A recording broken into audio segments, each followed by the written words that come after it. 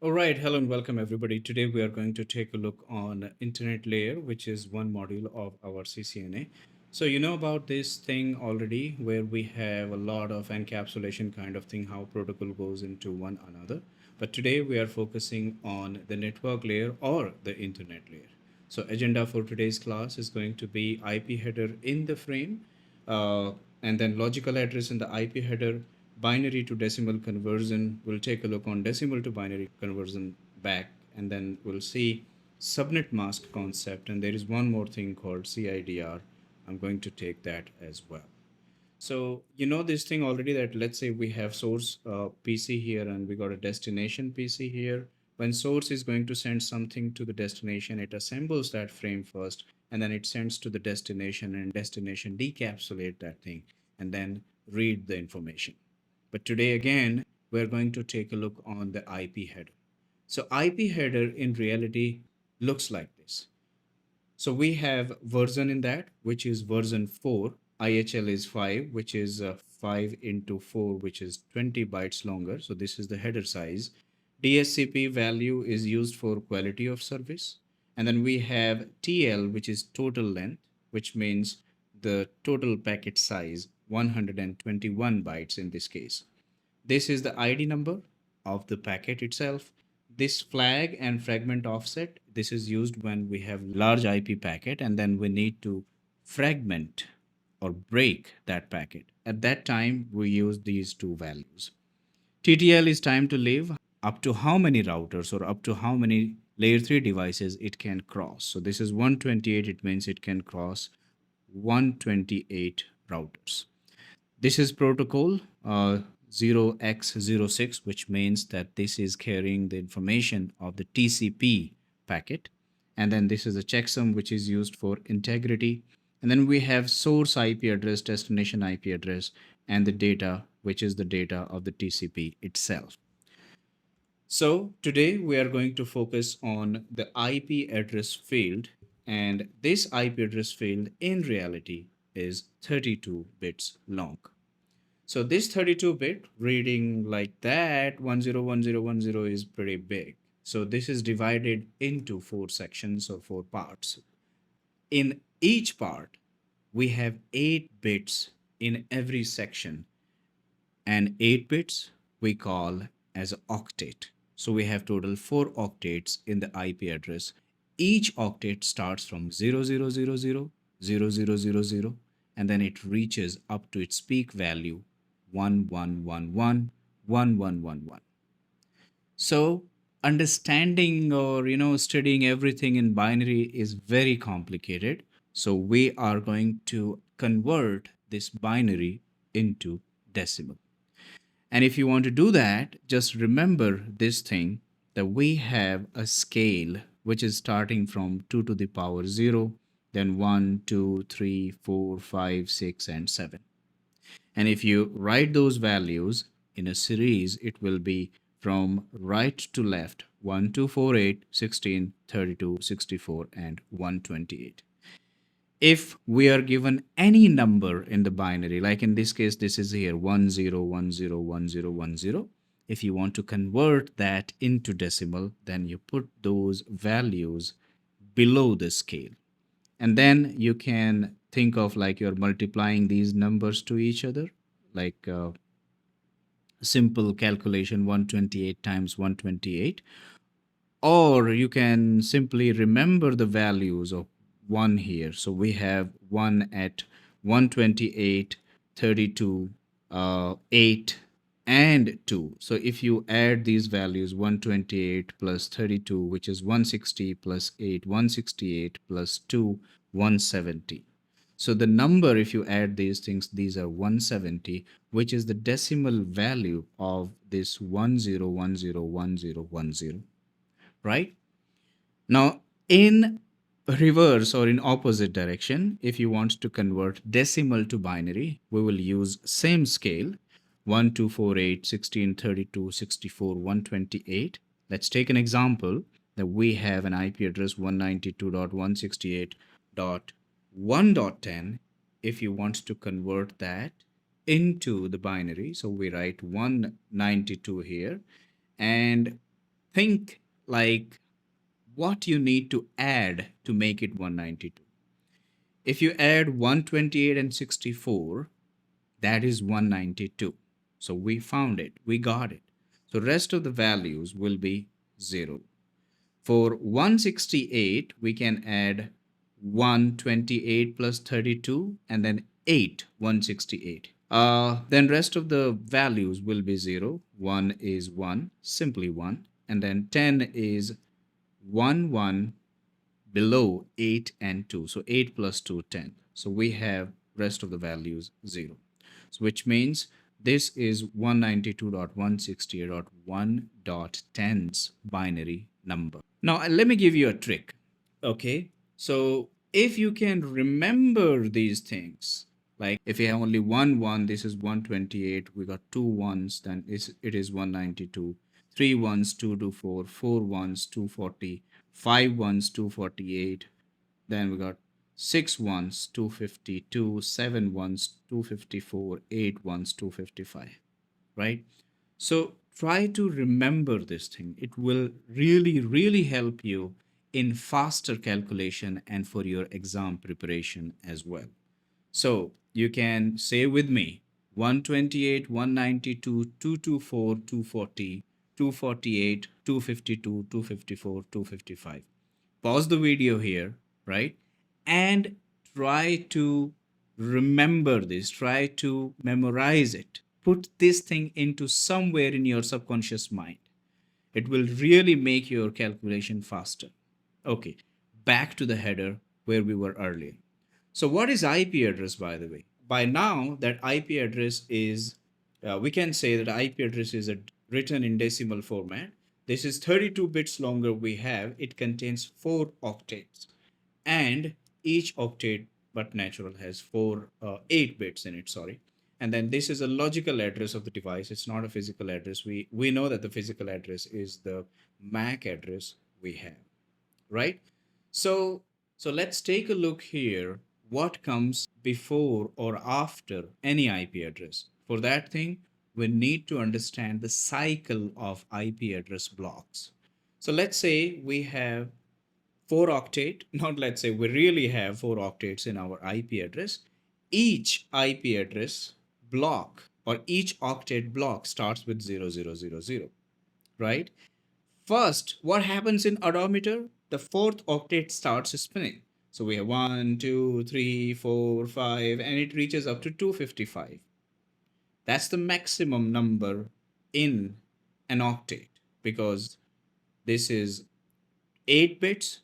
2 to the power 8 is 256, which is 0 to 255. So, like if there is one cycle completes in fourth octet, then there is only one change in third octet we have. Let's see that again.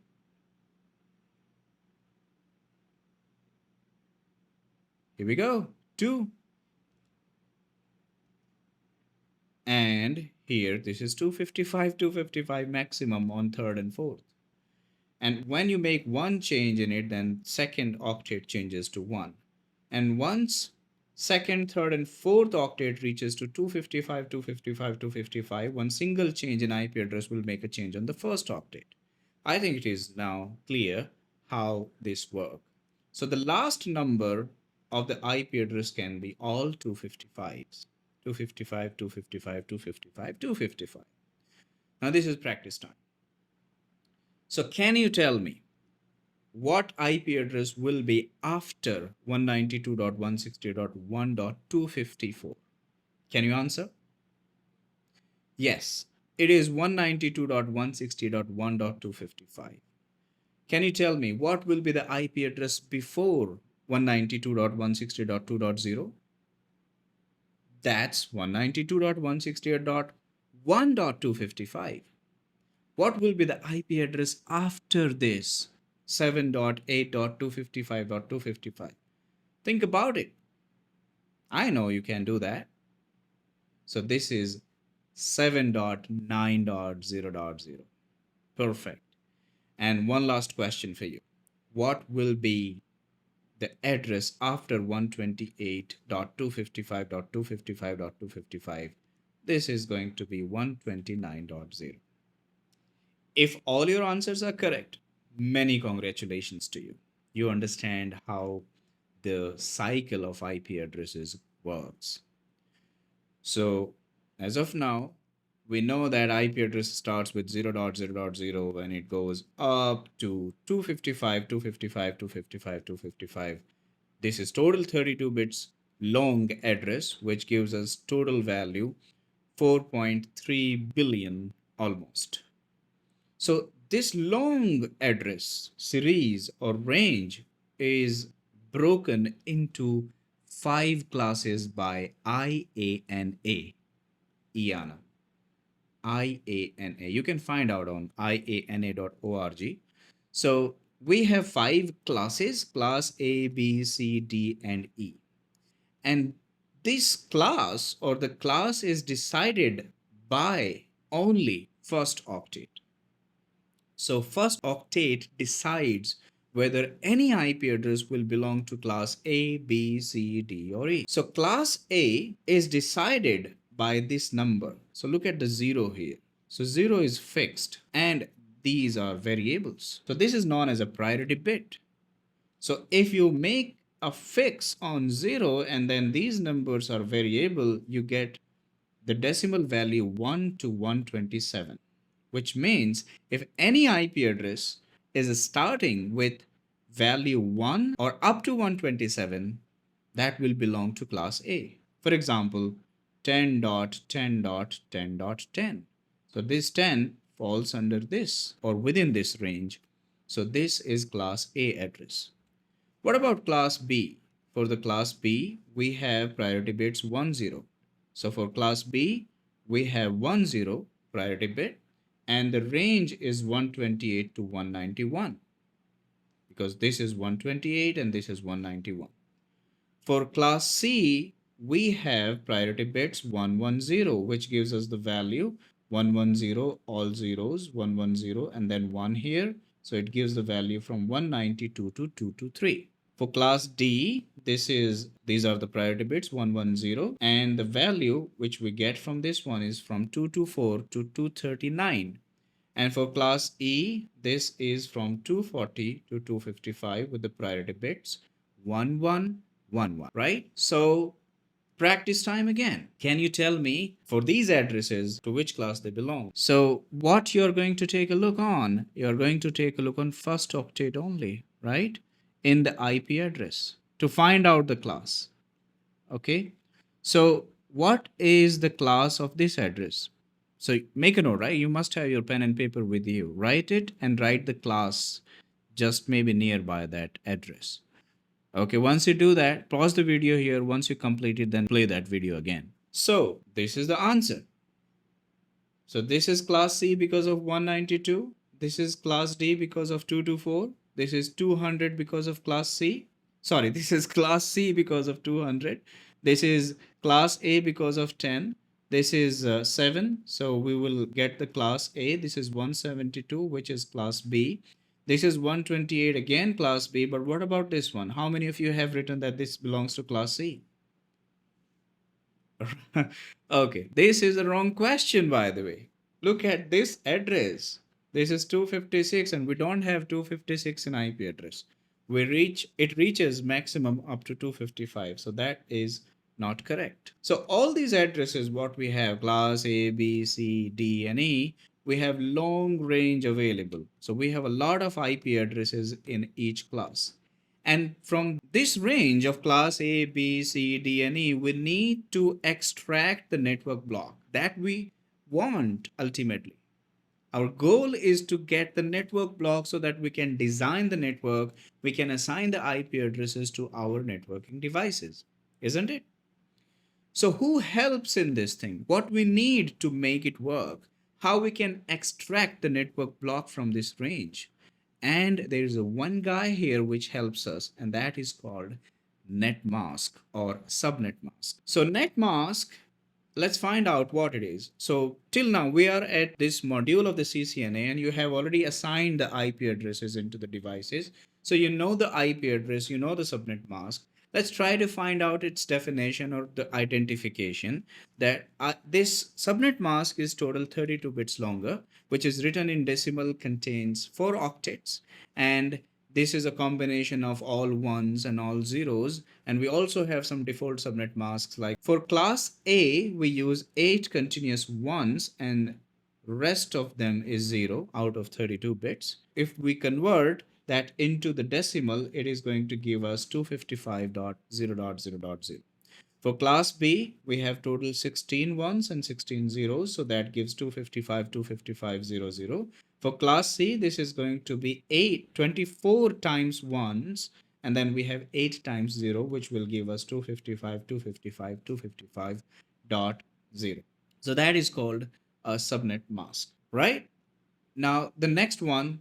So whenever we have the subnet mask, we got ones and zeros. Remember that whenever you see 1 in subnet mask, that defines as a network bit. And 0 in the subnet mask is known as host bits. So in this one, we have 8 on bits and 24 off bits. For class B, you will see we got 16 network bits and 16 host bits.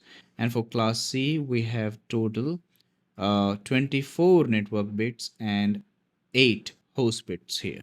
All right, you might be wondering what is the network bit and the host bit here. You will get it. Let's continue to this chapter, and then I believe that you will have very clear understanding of this topic, right? So let's say this is class C subnet mask we have, where we have network bits and the host bits. And we have an IP address 192.168.1.10. I have written that into the binary as well. So it has a subnet mask 255.255.255.0. So I have, arranged just below that. And now you just do AND operation between them. And once you give AND operation, so 100.111.000, that's the AND operation. So you find a number, and that is 192.160.1.0. That is the network address. And what does it mean? It means that this will define the block. So this is the very first IP address of any network block. Think about the next one, which is 192.168.2.0. This is a different network block we have. And just before this one will be the last IP address, which is 192.168.1.255.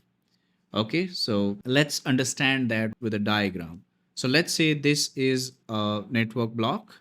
192.168.1.0 is the first IP of this network, and the last IP address will be 192.168.1.255. And the first IP address will be 192.168.1.1, which we can assign to any PC. So this address here, the first address is known as a network address, and the last address here is known as a broadcast address.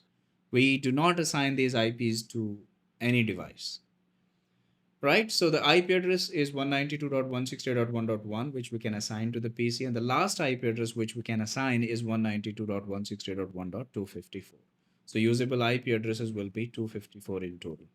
So let's try to find out few things from here, which is very important for exam perspective. So what is the network address of this given block? What is the broadcast address? What is network ID? And what is the host ID? So the network address is the first address, which is 192.168.1.0.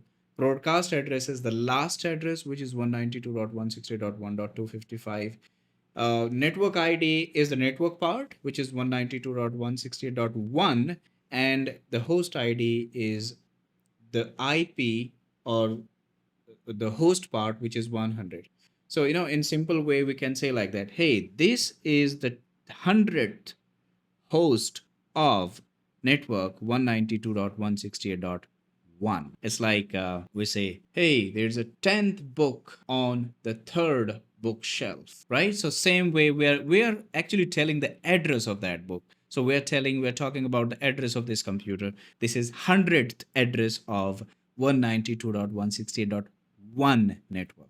This is the way how we understand it. All right, let me give you like some interesting facts. If two IP addresses, so what do you see here? Two laptops, it has 192.160.1.10, it has 192.160.1.20, and this belong to class C, and I'm using the default subnet mask here. So what do we understand from there? So you just pay attention on 255, 255, 255, which will define the network bit, which will talk about the network part. So the network ID of these two computers, we have 192.160.1 on both sides, right? So what does it mean? It means that they belong to same network if they have same network ID. And 10 is the host ID on the left and 20 is the host ID on the right. Correct? So what happens in that case? If you take a switch or maybe a cross cable and you connect these two devices together, and if the left hand side computer sends a ping message to the right hand side 192.160.1.20, so you type that command, it builds a packet, and then because this is in the same network, it does not have any issue in sending that packet to the destination. So two computers, they can only talk to each other when they are member of same network, which is very strong statement. Why? Because generally you see that they are communicating, isn't it? But then we have a device called router. Router plays a great role into that one. Without router, we cannot communicate two different networks. So two PCs or host device always communicate within the same network. Otherwise, they need a router to communicate. Okay, so let's change the scenario a little bit. So this time we have 192.160.2.20, and this is 1.10, which means they have two different network IDs. So what does it mean? It means that they belong to different network. Once they belong to different network and you type same command again, your operating system will not allow that. It will say, hey, my friend, I'm not going to create a packet for this one. This is different network. Okay, if you have configured default gateway, that's a different case. We will discuss that case later. Okay, so let's continue. So this is the thing here. And same thing happen or same thing goes with the class C and class B. So this side I'm using network ID 192.160.1, and here the network ID is 172.16 because we are using 2 times 255 255. Okay, and the host ID is 20. All right, so let me give you one example, live example, how this thing happens. So I have already arranged these two pieces for you, and let's assign the IP address, everything I want to do with you. So let's go to the desktop and assign its IP address 192.168.1.10, and subnet mask is 255.255.255.0. I'm not providing any gateway here. Okay, so let's close that and let's go to the next PC and click on desktop and then IP address, and we're going for 192.168.1.20 and the same subnet mask 255.255.255.0, and close it. Let's try to send a ping message. Okay, let's go to the command prompt and I'm trying to ping 192.168.1.20 from the left PC. So ping 192.168.1.20. So they belong to same network. We have seen that in our PPT, correct? So if you send a ping message, take a look, we are getting a reply from there. And TTL is 128. So that's the initial TTL value, time to live, because there is no any router in between. And if I change the IP address to different network ID, so let's say this is 2.20 this time, like we have seen there. So if I go back to that PC again and try to ping 2.20, you see what will happen? You will simply get request timeout. It means computer is not able to send that packet anywhere. If you want to go ahead with like a little bit deeper study in that case, what you can do, you can simply close that and go to simulation mode and then click on show all none and then apply the filter that I just want to see the ICMP packet, right? So you can check mark the ARP as well if you would like to know about ARP. Some other day I will discuss in detail. So this thing, I'm in simulation mode, and let me go ahead and try to ping that again. So up arrow and press enter. So my packet is ready. And once you go ahead and click on the play button, take a look at this. Hey, my friend, I cannot create the packet. Let's click on this and try to find out. It says the source IP address is not specified. Now device is using its own LAN card's IP address. If you have multiple LAN card, then you can do that. and then the destination IP address is not in the same subnet. It means if the network destination address is not into the same subnet, the default gateway is going to be used, and here it's not set. Now the device is going to drop the packet. The video is getting longer here. We are stopping here. If you have any question, please feel free to put your question in the comments here. I will read it and will reply. And I believe that this video is very informative for you. I have been very slow in this one in my explanation. Uh, I will meet you in the next video where we will talk about how we can divide a network into subnetwork, that is subnetting. I know that there is a CIDR is still pending. So the CIDR we will talk in detail there because we have, we require CIDR in more calculation when we go for subnets. All right, so I would like to say thank you everybody, and I will see you in the next one. Till then, take care and have a great time.